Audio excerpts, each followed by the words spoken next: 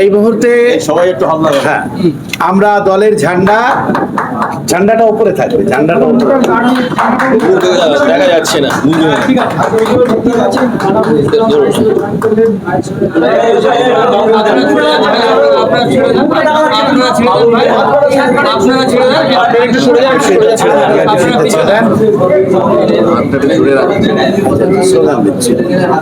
Slogan দিন, ইনকিলাব জিন্দাবাদ, ISF জিন্দাবাদ, প্রাক্তন বিধায়ক আরাবুল ইসলামকে আইএসএফ এ স্বাগতম।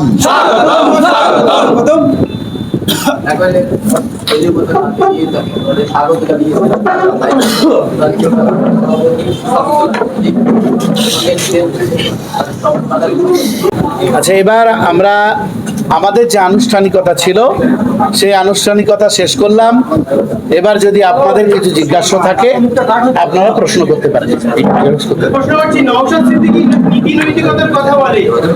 নওশাদ সিদ্দিকী বলেছিল যে ওয়াহাবিকে জগ ছুড়ে মেরেছে তাকে কোনোদিন দলে নেব না। আজকে সরাসরি আরাবুল ইসলামকে দলে যোগদান করালেন আপনারা।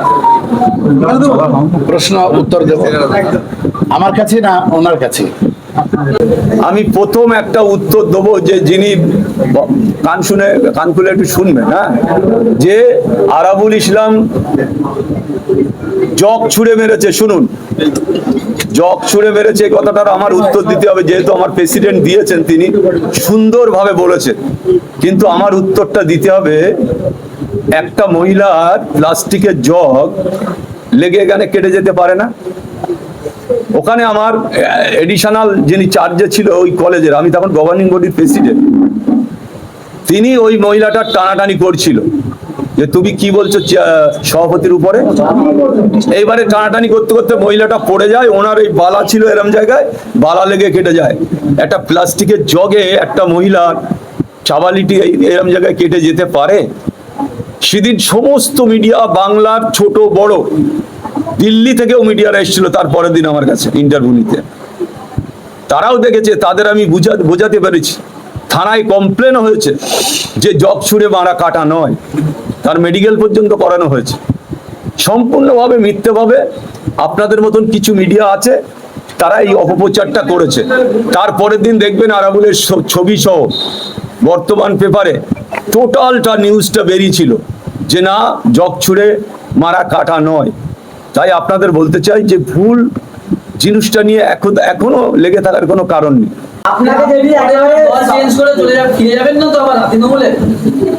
একটা ব্যাপার, আরাবুল ইসলামকে বাংলার মানুষ চেনে।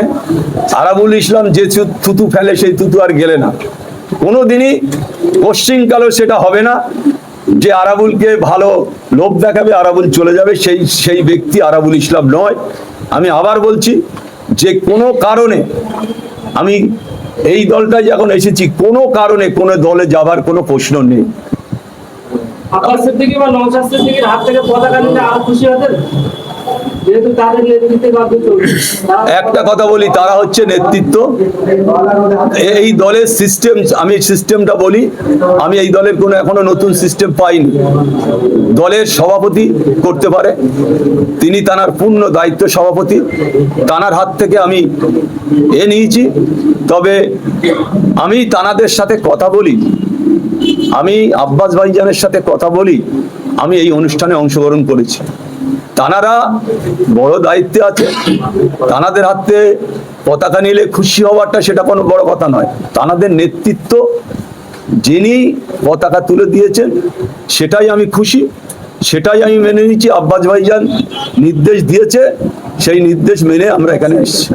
বিধানসভা চলছে, সামনে বিধানসভা ভোট, এই বিধানসভার মধ্যে যদি আপনাকে প্রার্থী করা হয় কোন কেন্দ্রটাকে বেছে নেবেন? শুনুন, দল যে সিদ্ধান্ত নেবে আমি তার বাইরে নয়। আমি নতুন দলে ঢুকেছি, দলের নেতৃত্ব যেভাবে বলবে আমি সেইভাবে চলবো, তাদের নির্দেশ আদেশ মেনে। দল যদি মনে করে আমাকে টিকিট দেবে, নিশ্চয়ই সেটা নিয়ে আমি ভাববো। একসময় দেখেছি ভাঙড়ের বুকে আইএসএফের বিরুদ্ধে তীর্যক আক্রমণ করতে দেখেছি আপনাকে বারংবার, আজকে তাদের পাশে এসে আপনাকে কতটা বিশ্বাসযোগ্য মনে হচ্ছে? একটা কথা বলি, আমি শুধু এখানে এসেছি বিশ্বাসযোগ্যতা নিয়ে আসিনি। যাদের সাথে আমার লড়াই হয়েছে ভাঙড়ের মাটিতে, যেসব আইএসএফ এর নেতৃত্ব, তাদের সাথে একাধিকবার আমার সাথে বৈঠক হয়েছে। তাদের নির্দেশ, তারাও চেষ্টা করেছে যে আমাকে বলেছে আইএসএফ করতে হবে। তাদের মনের সাথে আমার মনের মিল হয়েছে ভাঙড়ের নেতৃত্বের সাথে।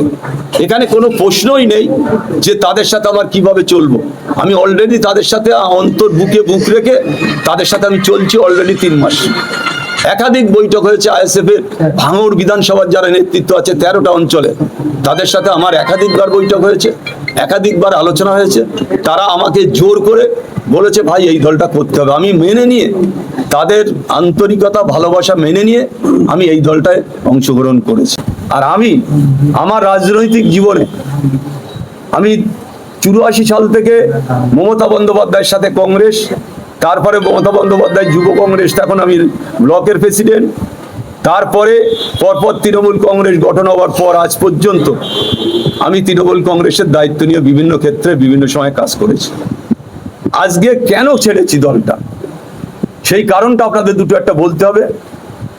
যে মমতা বন্দ্যোপাধ্যায় তানার মানসিকতা, মমতা বন্দ্যোপাধ্যায়ের মানসিকতা, তিনি কিন্তু এখন কান দিয়ে শোনেন না, এখন চোখ দিয়ে শোনেন। ভাঙড়ে এমন একজন কুখ্যাতকে ভাঙড়ে দায়িত্ব দেওয়া হয়েছে, শুধু কুখ্যাত নয়, তিনি নিজেও বলেছিলেন বোমবাদিস ক্যানিংয়ে, তুই এই করিস সেই করিস, মেশিন নিয়ে তুই ঘোরাঘুরি করিস। আজও সেই ব্যক্তি, আপনারা আজকেরও একটা খবর দেখবেন, আজকেরও 2জন ছেলে মারা গেছে বোম বানতে গিয়ে, 2জন ছেলে মারা গেছে। এটা আপনাদের জেনে রাখা উচিত যে একজন ক্রিমিনাল, একজন অত্যাচারিত, একজন তোলাবাজ, একজন ভাঙড়ের মাটিতে, ক্যানিংয়ের মাটিতে যার হাতে রক্তে লাল হয়ে গিয়েছে, সেরকম একজন ব্যক্তিকে মমতা বন্দ্যোপাধ্যায় মাথায় তুলেছে। তার একটাই কারণ, ভাঙড় থেকে রসদ যায়, রসদ। আমি আর ডাইরেক্ট বলছি না, ভাঙড় থেকে অনেক কিছু পান যিনি এখন বাংলার মুখ্যমন্ত্রী। সেই কারণে একজন কুখ্যাত খুনি, একজন অত্যাচারিত। আজকে আপনারা ভাবতে পারেন, গত কয়েকদিন আগে তিনি পোলেরহাট বাজারে, পোলেরহাট থানায় যাচ্ছিলেন, থানা থেকে ফিরছে তখন 20খানা গাড়ি থানার সাথে, থানার লোক ফিট করা ছিল, থানার লোকই বোম মেরেছে। তারপরে আইএসএফ এর লোকেদের অ্যারেস্ট করা হয়েছে, এখনো তারা জেলে আছে। বেশ কিছু ছেলে তারা সেখানে ছিল না, নেতৃত্ব, অঞ্চল নেতৃত্বদের নামেও কেস করে তাদের বাইরে রাখা হয়েছে। আজকে এই ধরনের হচ্ছে শওকত মোল্লার প্ল্যান।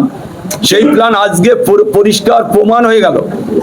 আল্লাহ দেখিয়ে দিল যে মিথ্যে করে আইএসএফদের নামে কেস দেওয়া আর বোম মারা। আজকে 2জন ছেলে তৃণমূল কংগ্রেসের, আজকে তারা মৃত্যুর সাথে মৃত্যু হয়েছে, আর 4 জনের হাত পা উড়ে গেছে, হসপিটালে আছে। তাও সেটা কোথায়? ক্যানিং হসপিটাল, ক্যানিংয়ে ওই যে জায়গাটা কি আনসার, ঝোড়োর মোড়ে, ক্যানিংয়ে ঝোড়োর মোড়ে শওকত মোল্লার নিজস্ব জায়গা, সেখানে 4 জন ভর্তি আছে। কারুর পা চলে গেছে, কারুর হাত চলে গিয়েছে, তারাও 4 জন মৃত্যুর সাথে লড়াই করছে, যে কোনো সময় মারা যেতে পারে। আজকে এই ধরনের চক্রান্ত, এই ধরনের অত্যাচার, আমি সেই কারণে আমি বসে থাকতে পারিনি, যে আমি বসে থাকতে পারিনি। তারপরে আমি সিদ্ধান্ত নিয়েছি যে আমি আইএসএফটা করব। আইএসএফটা সিদ্ধান্ত আজ থেকে কয়েক মাস আগে নিয়েছি। তারপরে পরপর প্রসেস চলতে আলোচনা করতে আজকে আমি দলে জয়েন করলাম। আমি শুধু একটাই কথা বলবো, যে 2জন পীরজাদা, যাদের নেতৃত্বে গোটা রাজ্য কেঁপে উঠেছে, আজকে যাদের নেতৃত্বের প্রতি বাংলার মানুষ আস্থা রাখছে, আমি সেইরকম একজন ব্যক্তি, সেইরকম নেতৃত্বের হাতে হাত দিয়ে আজকে এই দলে আমি অংশগ্রহণ করলাম। এটা আমার গর্ব। আমি এটা মনে করি যেটা আমার গর্ব, যে আজকে নওশাদ ভাই, আব্বাস ভাইদের মতন ব্যক্তিদের হাত ধরে আমার পাশে আমার দলের সভাপতি বসে আছেন, একজন শিক্ষিত অত্যন্ত ভদ্রলোক, তাদের নেতৃত্বের প্রতি আজকে আমি বক্তব্য শুনি। আমার সেক্রেটারি এখানে বসে আছে, অত্যন্ত বক্তব্য দেয়, সুন্দর বক্তব্য। হয়তো আমরা এতটা ভালো বক্তব্য নাও দিতে পারি, তবে আগামী দিনে আমি শুধু একটা কথা বলবো, যে ভাঙড় আর ক্যানিংয়ের শান্তি বজায় রাখার জন্য একদিকে মানে সবাই মিলে ভাঙড়কে শান্ত করতে হবে। যেমন নওশাদ ভাই আছে, তিনি যেভাবে নির্দেশ দেবেন, যেভাবে আদেশ দেবেন, সেটা আমরা নির্দেশ আদেশ মেনে চলব।